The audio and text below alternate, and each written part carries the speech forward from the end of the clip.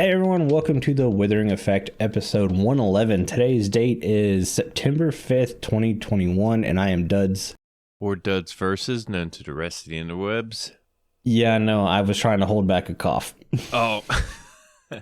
I'm Jimbo. You may know me as Jimbo Slice 23. So besides that cough, Duds, what have you been up to this week? Base work. I have finished the front of the base, minus any boats or ships I would like to put in the water, and there are a few. Looking forward to that. Worked on the interior of the lighthouse, so it doesn't feel like a hollow shell. And I'm really happy with how it turned out. Yeah, I noticed on your most recent episode. So if you guys haven't seen the interior of this thing, It looks great. Really impressed.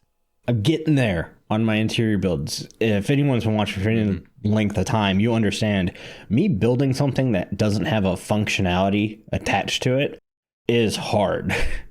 And interior in general, just doing interiors is... Yeah. I find it difficult. Yeah. Oh, trust me. It took me to the last second to say, I bet I could fit a farm in here. It's like, no, don't do that. Just finish the build. That's got to be one of the more rare talents, people that can do interior. I feel like you don't see too many, I don't know, I don't follow too many YouTubers or content creators that do many interiors. There are quite a few, but yeah, none of them really stand out. I mean, you have your big known builders like BOO and Scar and stuff like that. Yep. But when you get to our kind of level, it's like, no, functionality kind of wins out over everything. Right. Yeah, those two are definitely mentionable. Yeah. I also started planning the back of the base, which is kind of it's a huge area. So I'm hoping to kind of get a lot in there. Mm-hmm. And then it's on to ships. I got to start building a ton of ships.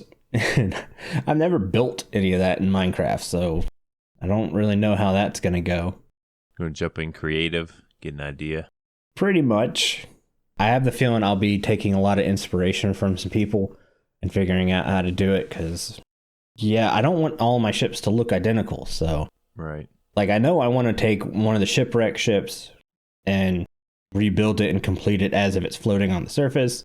I think I'm going to take the End City ship and rebuild it and have it sailing around my base. But other than that, it's like, yeah, time to wing it. Just a different variety. Mm-hmm. That should look cool. Yeah.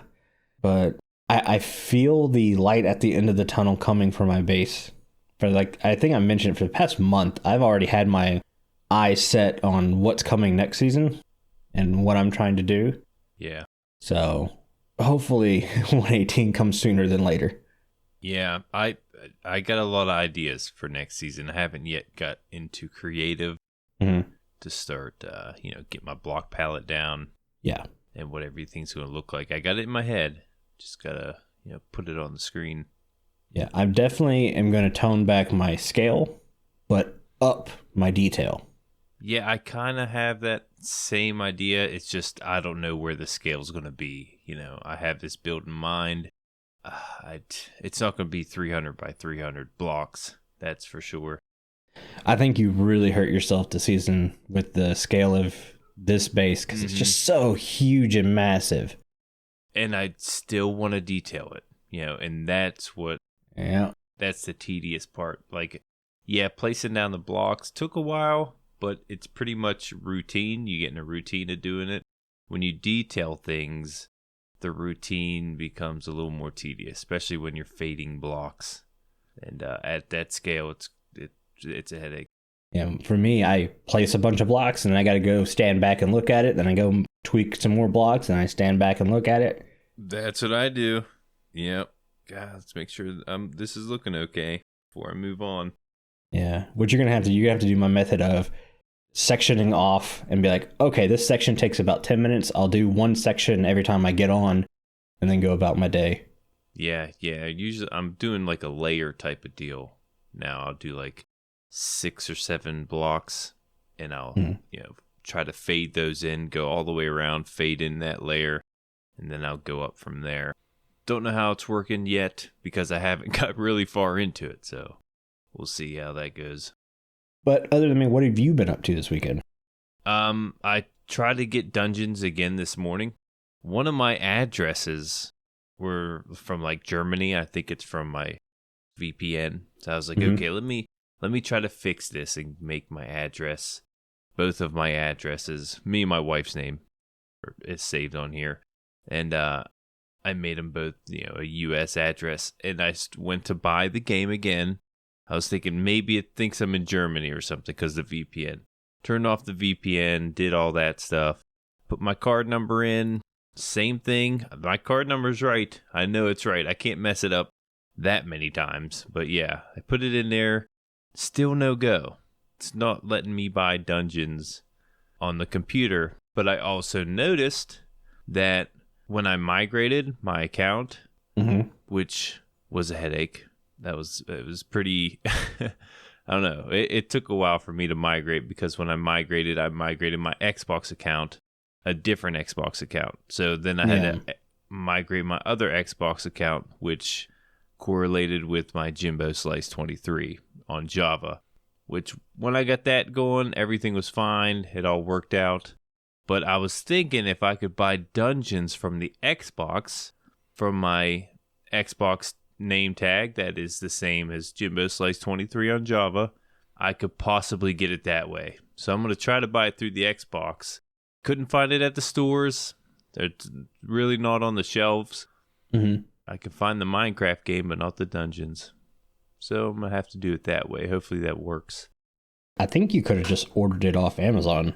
Could I do it that way? Thought so. Hey, you remember, you're the one that said last episode, I will have it by the end of the day today.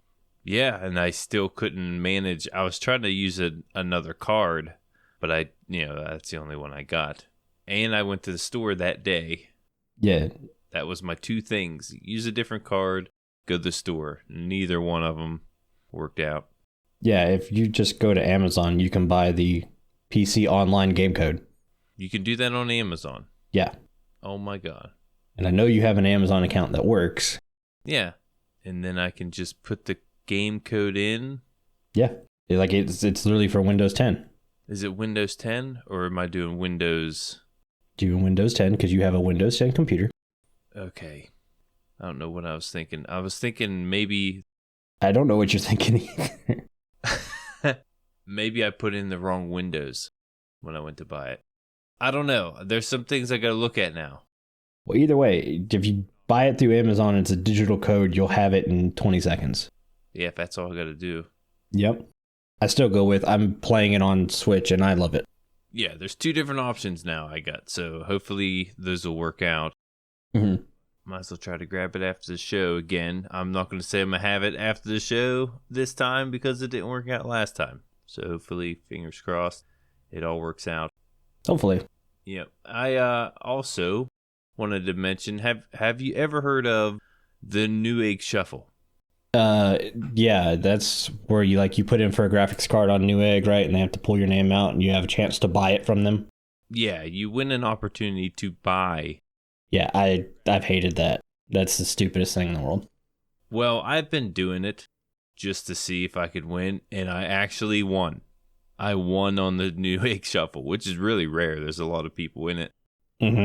But what I've won was really expensive. It was an RTX 3080.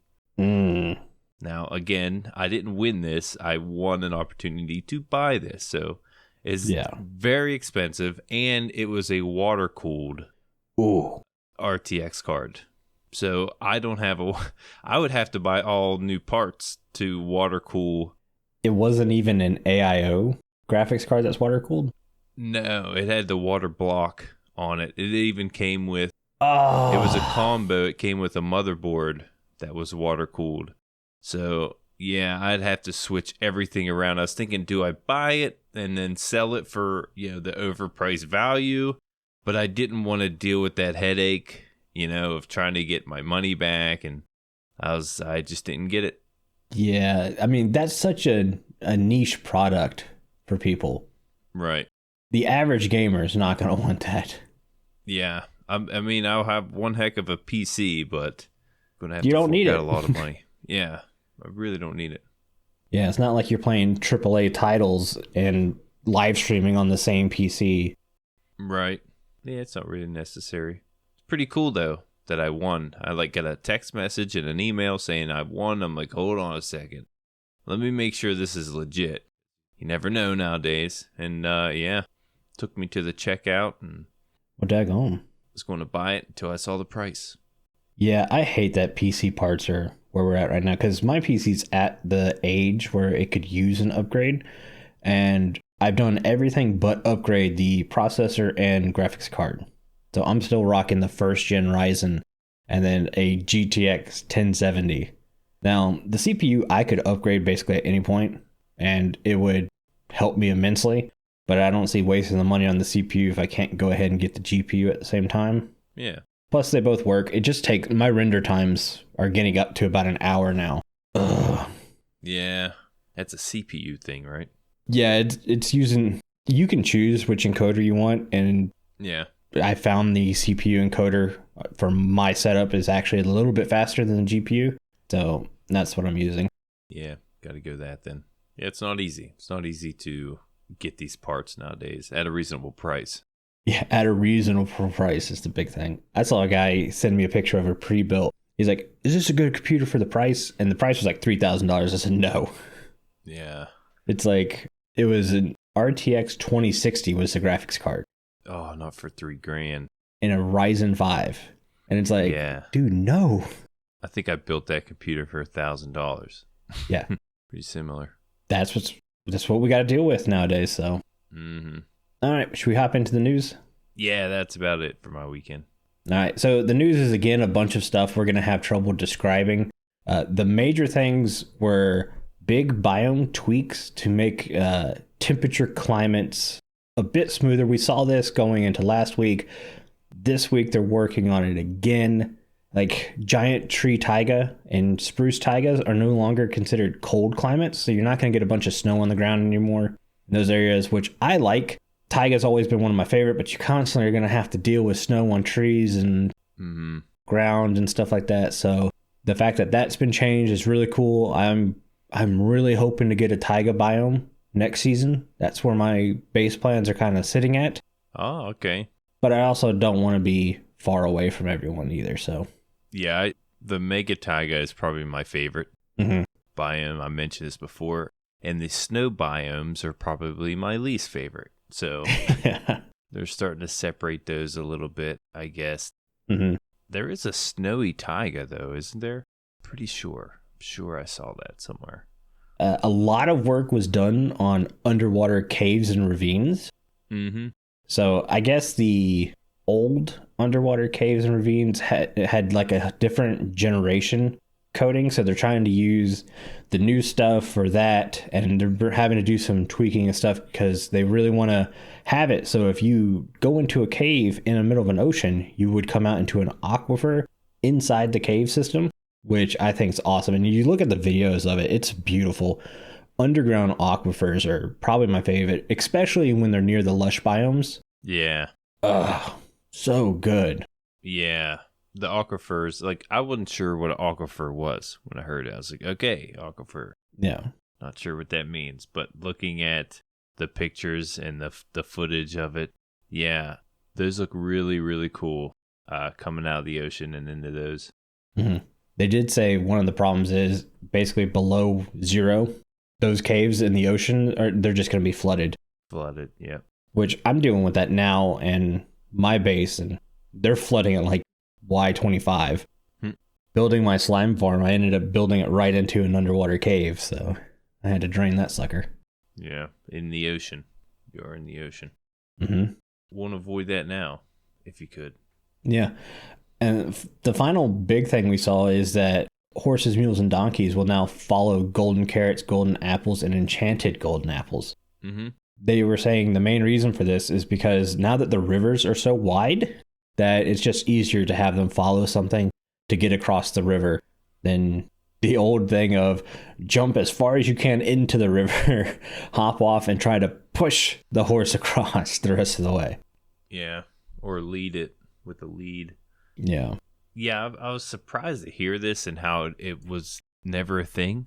Like I don't know, never really tried to lure any of these animals apparently because Yeah, you had leads. You never had to. yeah, you had leads or you jump on them and control them. Exactly. Yeah, I noticed a lot of people in videos, they would hop in a boat, lead their horse, and just kind of drag it across the water. That's the easiest way to get your horse across any wide areas. Mm-hmm. But hey, golden carrot will work now. Yeah, one of the more common food types in the game now, especially farmers trading for it. Yeah, odds are you're going to have carrot in your inventory. Golden carrot. Yeah, I don't think I've ever had a golden carrot this season. I've ate them when I came across them. Like you can find them in loot now. But yeah, been cooked pork chops for me. I've been steak all season. I've liked my little cow farm, and it's worked out well. Not to mention, I've never had to worry about having enough leather. Yeah, that's right. You do have that. Mm-hmm. Also, llamas will follow hay bales in the same way. I didn't know if that was a thing before or not, but there we go. Yeah, guess not. And that's kind of it for the news. Like I said, it's a bunch of little tweaks that we have a hard time describing to you guys without physically being able to show you anything. Yeah, it's been like that for most of the experimental snapshots. You came out with the initial one, and then a couple spawning mechanics were changed. But yeah, not much to elaborate on lately. The only thing I can say is that watching every video about them, the terrain looks great. I'm super excited for it. Oh yeah, it looks awesome. Let's hop into listener comments. We've got one from Enderguy. They say, hello, what would you think about deer and butterflies in the mob vote? We have a little bit of a foreshadowing going for our main topic today. Mm-hmm. But they say, it would add more environment to the game, in my opinion. Butterflies would spawn in flower forests and meadows. They would spawn in groups of 3 to 5. They would be small, not as big as bees. Deer would be in forest and would spawn in groups of 4 to 6. Think they would be quick and be bred by grass. Tell me what you think, Enderguy. I like the idea of some environmental creatures. Mm-hmm. The only thing is, like, how does Mojang want to implement creatures? Me and you have both said we'd rather them start implementing more fantasy creatures than real life creatures. Butterflies, I think, can easily be done with particles instead of actually having a creature. Yeah, like more of an ambient mob. Right, like glow bugs would be a great ambient mob to have. Fireflies. Yeah, that'd be cool. See them at night, just lighting up little areas. I mean, how cool would it be for a light source too to catch some fireflies in a bottle, and that bottle maybe produces 3 or 4 light level? Yeah. I mean, that would be an awesome light source. You'd have to have 3D bottles be a thing. Mm-hmm. Or possibly get the light mod. What is that? The light? You talking about the light block? The light block. Wow. It was block. That was the other word I was thinking of. I knew it was light something. Light block. Okay. Mm-hmm. Wow, that was so tricky. But yeah, maybe the fireflies could help you craft one of those. I like the butterfly idea. Possibly ambient birds would be really nice. Anything, to liven up the atmosphere and environment. Deer, on the other hand, I wouldn't mind seeing it. Like, it'd be cool to see, but I don't know. We have many passive mobs. Right. And I don't know if I want deer as much as I want something different. I'd much rather have something fantasy style. Yes, that's what I meant. Than a deer. Would deer fit in the game? Yeah, it probably would. And alternatively, that's another food source you can throw in there. North Carolina deer meat's actually a big thing. Same here in Ohio. Yeah, I don't know what it's like there, but if like hunting's a big thing with deer here because deer do kind of overrun a good bit of our areas. Same thing. Yeah, so. Yeah, it's not one of those mobs like you'd have to be worried. For instance, bear. Yeah. You put a black bear or grizzly bear in the game. You don't want the people playing the game to think that they can just come upon a black bear or a grizzly bear. Right. Deer, on the other hand, odds are they're going to run away, but I guess you wouldn't really want to run up on a deer either. But no, I've seen a deer rear back and sock some guy in the jaw Yeah, exactly. They'll ram you if they want, but yeah, a little more safer than bear though. Mm-hmm. Yeah, I mean, we kind of answered it. We all agree butterflies would be cool, but a fantasy creature would be way cooler. That makes sense. Yeah. But this is actually, this led to what was going to be our main topic is mobs we think will be in the mob vote. We'll be hitting back on this. I'm noticing we're ended up like rushing through the show right now, and it's that lull before Minecon where everything slows down a bit till we start to get the leaks of the new stuff. Right. Get a little more information, little by little. So this is quiet time. If you guys want us to answer a lot more questions, now's the time to send them in. But yeah, thank you for that, Enderguy. That comment was from our Discord, and it's the only place you can talk to everyone who works on the show easily. Just take Rebel JC's word for it. What's going on, everybody? I'm Rebel JC, and I'd love for you to join our Discord community. Whether it's taking part in our Mending Minecraft vote, sharing your thoughts and opinions on Minecraft, or just chatting with like-minded listeners, the Withering Effect Discord has something for everyone. Join today by following the link in the show notes.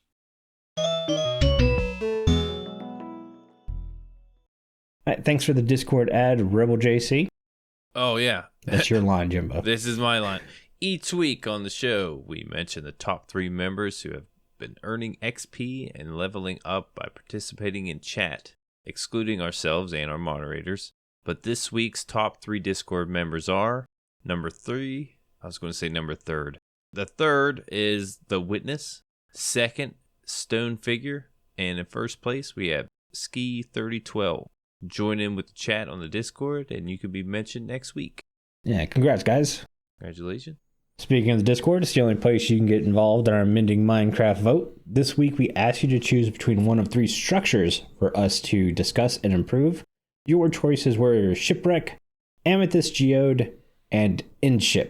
And the winner of Mending Minecraft this week is...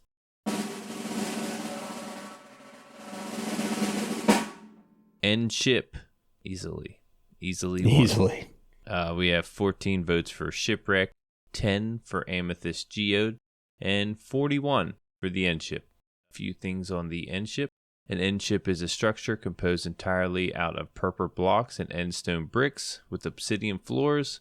They can sometimes be found floating above an end city. Contains 2 chests with valuable loot, including enchanted armor, tools, and diamonds. There's also 3 shulker boxes, an item frame with a elytra inside, brewing stand with 2 potions of instant health 2 inside, and a dragon head at the very front of the ship. The end ship is the only way you can obtain a dragon head or elytra in survival mode. Yeah, that's about it.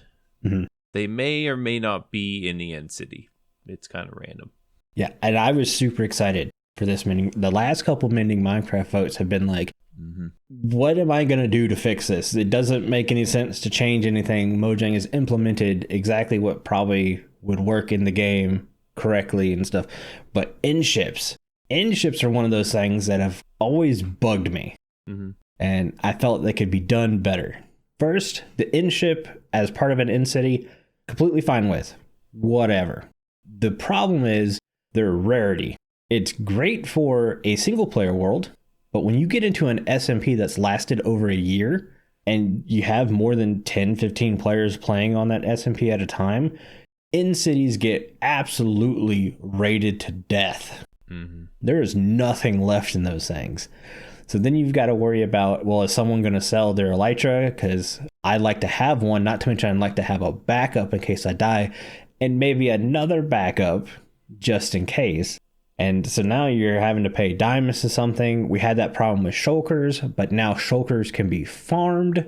I don't think you should be able to necessarily farm an elytra, though I do have something to kind of go along with that here in a bit. But the big thing is locations.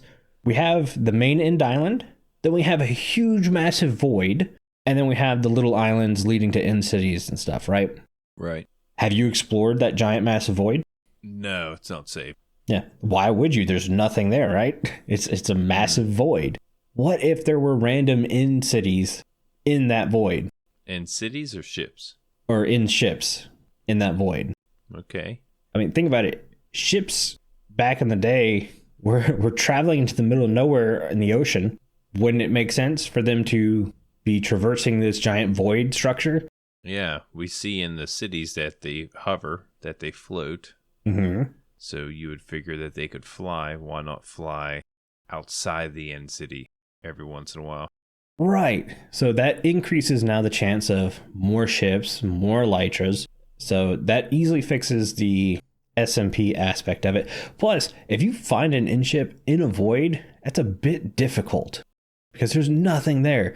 Flying in the void alone gets kind of hard if you don't have that F3 screen. So to me, it's worth it. If you find an in-ship in the void between islands, GG's, you earned it. Mm-hmm. My next fix is there should be more than just the one standard ship. Yeah, they're all the same. I'm thinking 3 ships. Yeah, we go 3 different ships. So you have the standard in ship as it is now, 1 elytra every time, 3 shulkers, dragon head. Cool. Then you have what's called a cruiser ship.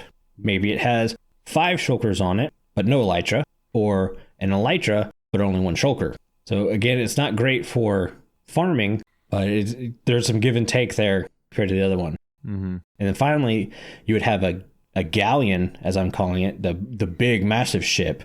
It's like 10 shulkers and 2 elytras are already on it. Mm. Bigger ship, more difficult, better reward. Smaller ship, super easy, less reward. Right. I think it would make that area way more interesting. Yeah, it's up to difficulty for the loot. You know, the better loot, the little more difficult. Right. And it doesn't have to be done this way. You just look at the best loot item in the game is an elytra. It changes the game so much. Oh, yeah.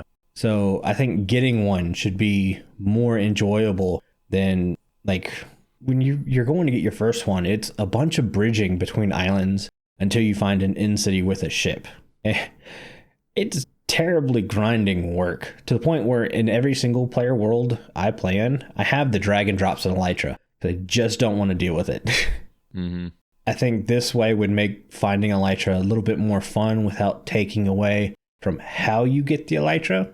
Yeah. That being said, I did see a quote in our discussions about having a crafting pattern for an elytra. Mm. So you would have to go to these in cities, find an in ship or whatever, and you wouldn't get the elytra. You would get the crafting pattern for the elytra, kind of like how you do banners. Okay. So yeah, you can now craft unlimited elytra if you can find the correct supplies, which I'm assuming Phantom Membrane would need to be one. So it would give Phantoms an actual purpose drop again. Yeah. Because let's face it, I don't know many people who use slow falling potions. It's really good for the dragon fight, and it's fun to play with, but potions in general needs some tweaking. But yeah, now we can give purpose for phantoms and phantom farming. Now we don't have to worry about constantly running out of in cities and having to reset the end for giant SMPs who are low on that kind of stuff. It seems like a win-win to me. Yeah, I like that. You definitely should be able to get your wings a little earlier. Maybe there's something it would have to craft that involves the end. Yeah, maybe you need a piece of chorus fruit to tie it all together or something. Yeah, something off, like you still got to leave that main island. Well, I mean, I did just say the in-ship would hold the crafting pattern. You still have to go get the crafting pattern before you could craft Oh, okay. an elytra. Yeah, I was looking at the Discord for the different crafting patterns. Just can't seem to find it, but what did I see on here? Oh, I went past it, now I can't find it again. From J-Man. He mentions how elytras come from insects. Mm-hmm. And what if there's like, I don't know, that's kind of off topic, but like an insect mob in the end. You see these ships and you have end cities, and it's populated by these shulker boxes. And we know these shulker boxes didn't build these cities. They're boxes. They just, they can't build. Maybe they can. Maybe it's the Enderman building the cities. It doesn't seem like an Enderman-friendly city. But, yeah, insects in the end, like humanoid insects. I mean, I think the thought is in the lore that Endermen built end cities. Yeah. Shulkers are like barnacles on a ship. Ah, They just kind of got there. like a pest. Right. Yeah. No one thinks the box or lunch box that spits at you Built built a city. I did. You also did think Lush Caves came in 117 for the longest time. That's another one. Mm-hmm. Yeah, the Enderman doesn't seem to fit in some of these rooms either. So the way they're built is weird too. Yeah. I don't know. We can talk lore on the end cities another time, I guess. But the end ships, I agree with your fixes. I really like how you're putting them in the void. That's probably my favorite. Right? It's a giant area of nothing. Mm-hmm. Yeah, I really like that one. Besides that, I don't have much to add. Yeah. I couldn't find who mentioned the crafting pattern either. I know I saw it from the Discord, and I thought I had written it down. But from reading over there, remember, I don't read the Discord until I've started recording the show because I don't want to just mention everything from there. But it looks like some of you guys actually had the same ideas I did with the different ships and stuff. So that was cool. That was cool to see that. Yeah. But I'm pretty sure there's going to be an end update coming at some point. I really hope it's not the next one. I know there's a lot of people now pushing for it to be the next one. And there's too many other things that need fixing before we get into an end update. I wouldn't mind seeing an end update just to see what their idea is. Inventory. It's fixed. We got these bundles coming. Oh, don't you start with me in bundles. Crazy Winter keeps paying for everything using bundles now in the Withering Effect shop. Really? Yeah. I've got so many bundles I don't know what to do with. I don't. If only I could just wear them on my head. That would be a better purpose. Yeah, bag on your head? Heck yeah. Football season's starting. We got to get the bag heads going, right? Yeah, I guess. There's a lot of people who didn't understand that reference at all. No. But Bucks fans and ain't fans, they know the trouble. But let's go ahead and hop into our main topic today that we hinted at. And last year's mob vote was 3 Minecraft Earth mobs, right? Well, wasn't one from Dungeons? Isolager? Yeah, maybe the Chillager was from Dungeons, but 2 of the 3. Chillager. Yeah. I won't ever call it the Isolager. It's just such a weird name. Chillager's so much better. Mm-hmm. Fits. It really does. So we decided, let's pick 3 Minecraft Earth mobs and talk about stuff they could drop, what they can do, why they would be good for the game, why they wouldn't be good for the game. And what I think really is going to upset some people, and we're not trying to do this on purpose. A lot of these are going to be reskins. And I know there's a ton of people saying, we don't want reskins, we want something new. I agree. I don't want reskins either. But this has kind of been the pattern with the mob votes. So we're going with it for now. Yeah, Minecraft Earth. I was excited to look into all these different mobs they had. 95% of them are reskins. Yeah. Yeah, that's pretty much what they are. So yeah. I wouldn't mind having all of these reskins to be implemented to a lot of these passive mobs because, yeah, we see the same passive mob. There's only one type of skin. So it'd be nice to, besides a cat, I guess, there's only one. Yeah, I was going to say, why does the doggo still only have 1 skin? Mm-hmm. Sure, they've heard that before. Mojang doesn't like dogs. Proof. Nah, I'm messing. But I really wanted to do 3 dungeon mobs to go in there, but Jimbo hadn't gotten the game yet, guys. Yeah, someone hasn't gotten the game yet. Hopefully, we can get this figured out today. And before the Minecon Live comes out, we'll do a 3 mobs we want to see from dungeons in the game. Because there are some cool ones. I finally got to fight the redstone golem this week. Ooh. Oh, that was a fun fight. Okay. But let's start with your first one, Jimbo. What's your first passive mob that you think would come from Earth? One of the coolest passive mobs I saw was the Jumbo Rabbit. Okay. It looks similar to the regular rabbit. It's probably 3 times the size of a regular rabbit, and it has giant ears. Now, okay, it's kind of reskinned, but it's bigger and it looks a little different. So I figured I could have it's standing out from the other one. Right. Yeah, I could have a little fun with this. First thing that comes to mind, is dropping more hide.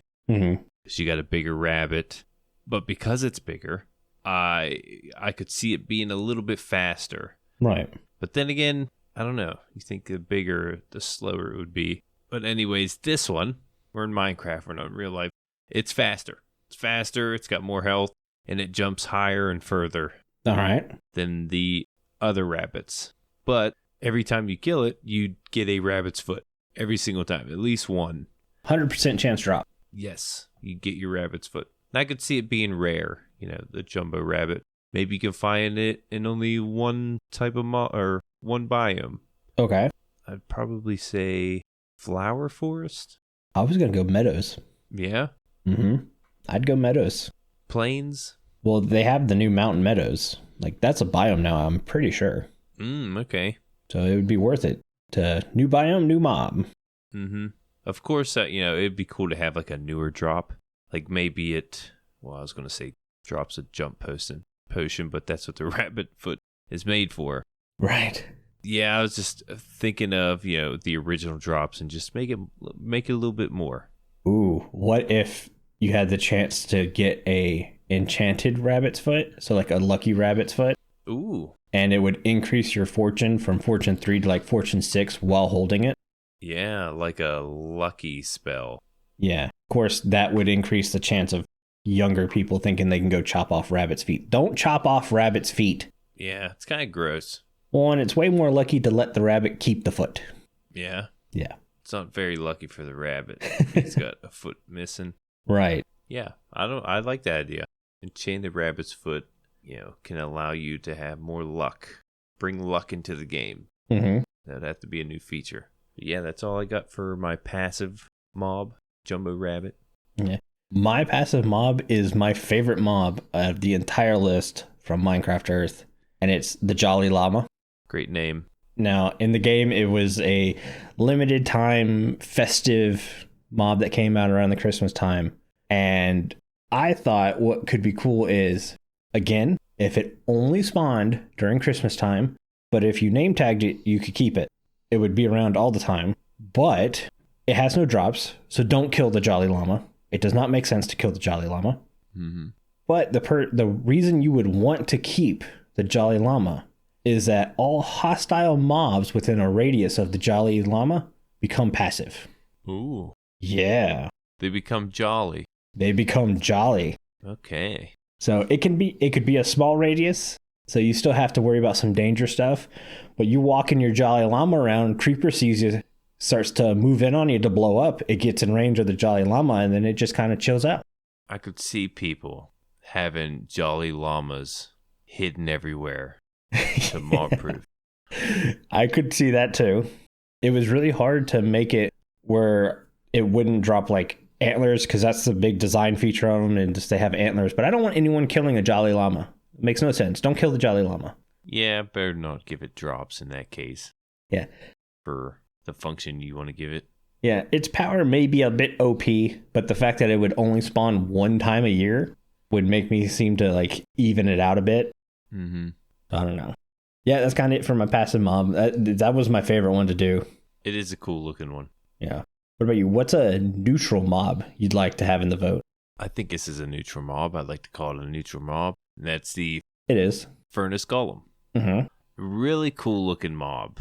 And first thing you notice is, the furnace on the chest. Yeah. And it's lit up on the chest. And I think that should be a feature of it for it to glow, at night. When you see it, they're more noticeable because of that glowing furnace on the inside. And maybe it produces light. I know that's kind of hard to do, but this is my fix, and I want it to produce light. Yeah. It would also drop charcoal, not regular coal, charcoal, and iron ingots. I would like for it to keep dropping iron ingots. It is a furnace, though. Yeah, I was going to say, furnace, I don't think you need any iron to craft. You do the blast furnace, but... Yeah. It is a golem. Well, it's not an iron golem. Right. It's a furnace golem. So dropping charcoal makes complete sense.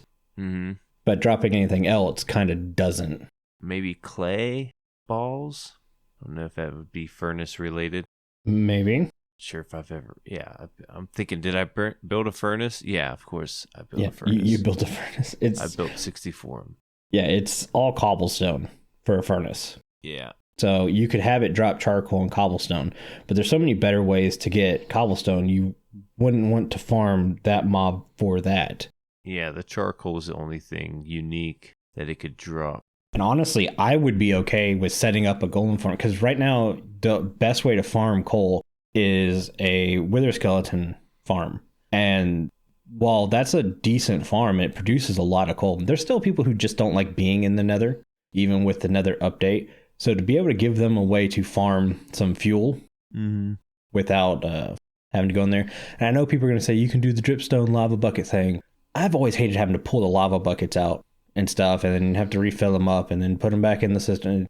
Yeah. So if you could make a farm that drops charcoal, I would probably set up a golem farm that drops charcoal. Yeah, and possibly you can make it in that dimension. Yeah, maybe they only spawn. As of right now, I've put down that they would only spawn at night. Ooh. Same spawning mechanics with the villagers. The villagers would have to spawn them in, but at nighttime. I don't think you're going to get anyone building that farm now. How often do you go through an entire night on Minecraft World? Right. But then I was also thinking maybe they could spawn in the nether instead of an iron golem. Yeah. Because the heat in their furnace, maybe they could spawn there. But you could also do the end because it's eternal night there. Yeah, that too. You're right, and the nether makes sense because the nether is a giant furnace with all the lava and stuff, but... Yeah, that's one thing I've had a trouble with. How are these things going to spawn? You know, you want to spawn in like regular golems or... Yeah, I had the same problem with my neutral mob, so don't worry. Yeah, that's pretty much all I got, so you could probably go ahead with your neutral mob. My neutral mob, to my giddiness, was something we mentioned on the show earlier, and it's the tropical slime, which is essentially a blue slime. Granted, it has fish swimming in it, but to me, that acted as if it was picking up items and absorbing them. I went, oh man, this is exactly what I had in my mind when I was talking about different slimes, either last episode or the episode before that. Sue's, dang, she is snoring loud. Yeah, I remember you mentioning that. Yeah. How they could hop over items and gather them. Right. Well, this one has tropical fish swimming around in it. Tropical fish on their own really aren't that useful unless you've got them in a bucket and you're feeding them to oxalotls, which I still don't know why you can't just feed them a tropical fish item. Yeah. Why does it have to be in a bucket? I get they want fresh fish, I guess. Yeah, that'd be the only thing I could think of. Yeah. But what if, like, slime essentially spawning in water biomes? So let's say if you have a spawn chunk in a river biome, the main fish that would spawn with it would be like, cod and salmon. Salmon's a good food choice in Minecraft. It really is. The problem is it's a pain to get with AFK fishing not being around anymore. Yeah. So if you have a slime farm built in an area that's under a river, then you have slime now also dropping salmon and cod instead of slime balls. Yeah. Now you have another food farm, which could be really cool. Yeah, depending on that slime chunk location. Right. Yeah, all the slime chunks are the same, but if you move them in a certain biome, get some fish out of the deal. Exactly. You'll get a different slime mob out of it. And I think that's really fun. And it's a way to update slime without changing them drastically. Now, would these slimes drop anything?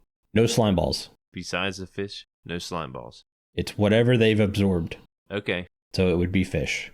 And I would probably put it like on a random chance type thing. So like if it's in a river biome, you're most likely going to get the fish slime, but you'd have like 1 to 5 chance of getting a normal slime too.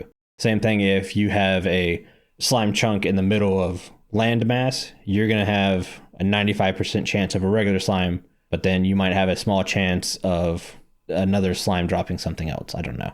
Okay. I imagine it's the same like killing mechanism. You kill one and then it turns into 4. Right. Different sizes. Always like that. That's exactly it.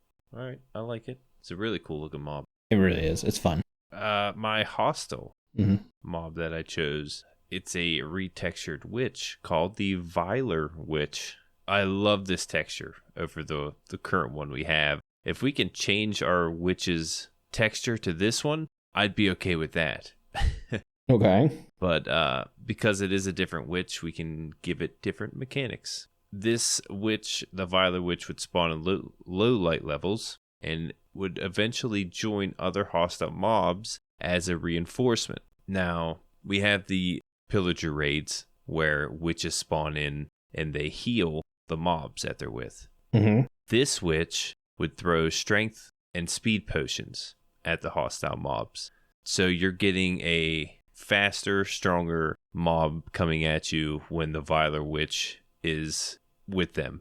And it would also drop random potions, like any random potion, Okay. up to level 2.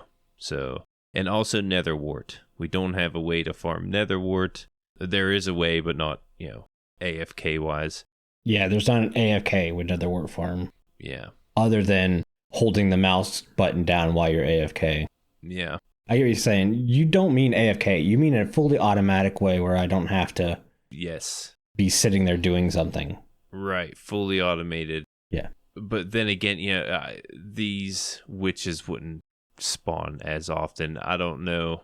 I never thought of like a certain spawning place it would spawn in at either. Like maybe it's only in a swamp. Maybe it's everywhere. Maybe it's the same as the witches now. So you would want a witch hut, but they only spawn under a full moon or something. Yeah, that could work. We already see that kind of spawning mechanism with slimes. Mm-hmm. So Yeah, it's already a thing it's already a thing. with the full moon giving you a different spawn. Mm-hmm. Yeah, I like that. Yeah, maybe the swamps are a little more dangerous than others with the Viler Witch. Mm-hmm. But I like for them to randomly spawn anywhere, except for other dimensions. Yeah. Yeah, I figured giving them any potion to drop instead of, what would they drop normally? Is it just health? I think depending on like how you kill them, they can drop fire regen or fire Resistance? resistance. And I think it's regen and health, but I'm not sure. Yeah, I'm not too positive. It's been a while since I've set a witch farm up to